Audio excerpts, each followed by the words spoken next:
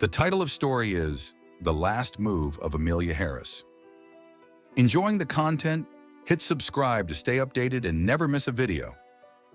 Let me tell you a story about a woman named Amelia Harris, a woman of vision, a woman of power, a woman who built her empire from nothing and made sure no one, not even the man she married, could ever take it from her. Amelia wasn't born into wealth. No, she came from the struggling outskirts of Atlanta, where every dollar had to be stretched and every opportunity had to be fought for. But fight she did. She clawed her way to the top, not just in one industry, but in three: technology, fashion, real estate.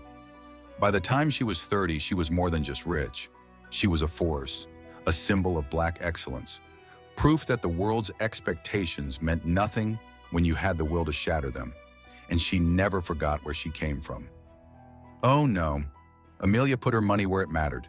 Scholarships, grants, incubators for Black women trying to build something of their own. It wasn't charity, it was a mission.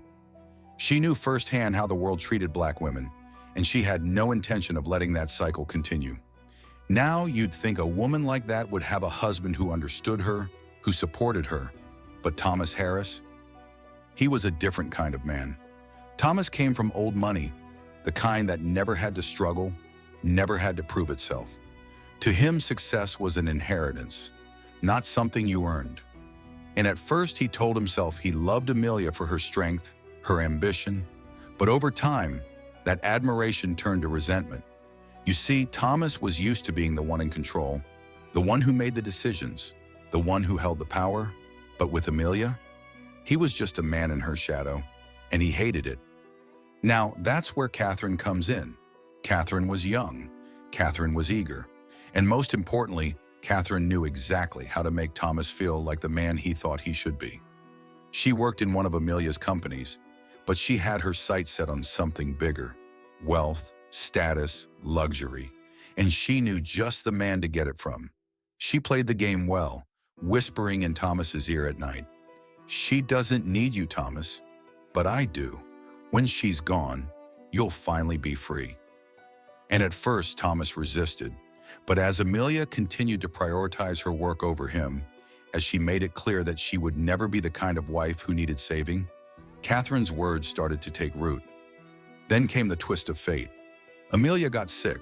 Not just sick, terminal, a degenerative disease. Doctors gave her months, maybe a year at most. And when Thomas found out, well, let's just say grief wasn't the first thing that crossed his mind. This was his chance. Catherine was thrilled. She clung to him, whispering dreams of private jets, mansions, a life far away from Amelia's empire. "In a few months, it'll all be ours, Tom. We can leave this place and never look back."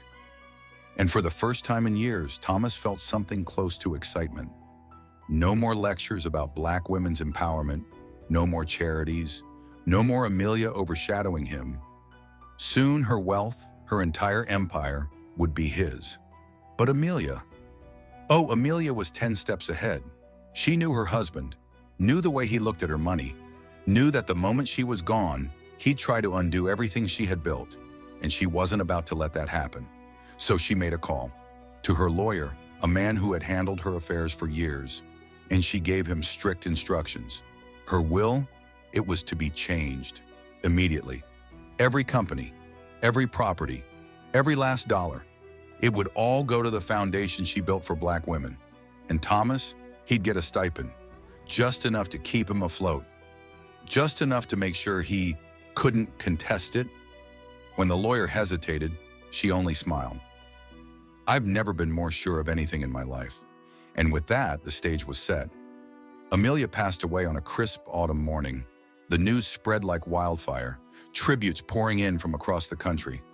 Women who had been given scholarships, entrepreneurs who had been funded by her foundation, all mourning the loss of the woman who had changed their lives. But inside the Grand Harris estate, there was no mourning.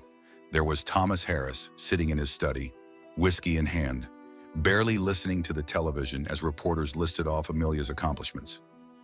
Because in his mind, there was only one thing that mattered now: the fortune. Tomorrow he would go to the bank.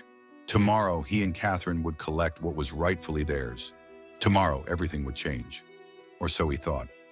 Because when he and Catherine arrived at the bank the next morning, dressed in quiet, respectable morning clothes, the manager greeted them with polite sympathy and something else. Hesitation. "Mr. Harris, there's something we need to discuss." Thomas barely paid attention. He was too busy picturing the accounts being transferred, the properties, the investments, until the manager spoke the words that shattered it all. Mrs. Harris amended her will shortly before her passing. For a moment, Thomas didn't move. "What do you mean?" The manager flipped through the thick file in front of him. A month before her passing, Mrs. Harris updated her estate plans. All of her assets, her businesses, her financial accounts, her properties, have been placed under the control of her foundation. The funds will be used for educational programs, business grants, and housing assistance. Silence. Thomas felt his throat tighten. "And what about me?" The manager's face remained steady. "As her legal spouse, you've been granted a personal stipend to cover basic living expenses, but the majority of the estate has been transferred. These changes were made in accordance with her wishes and cannot be contested." It was over. Amelia had outplayed him. Even in death, she had taken everything from him. "And Catherine?" She turned to Thomas, her voice dripping with disbelief. "You said everything was taken care of." Thomas swallowed hard. But before he could say another word, Catherine stood, her chair scraping against the floor. "You lied to me." Her voice was cold, final. "I didn't sign up for this." And just like that, she was gone. The rest of the day passed in a blur. Thomas barely remembered leaving the bank. The mansion that had once felt like a cage now felt like a tomb. He had lost everything. And the worst part? Amelia had known. She had known exactly what kind of man he was. Known that he would try to take what was never his. So she had planned for it. And she had won. Days later, a letter arrived, a formal notice from the estate lawyer. The mansion? He had to vacate. The foundation would be taking over. For the first time in his life, Thomas Harris had nothing. No money, no power, no plan. And Amelia? Even from the grave, she was still one step ahead. So tell me, who really won in the end? And if you like this story, don't forget to subscribe. Because trust me, there are more where this came from.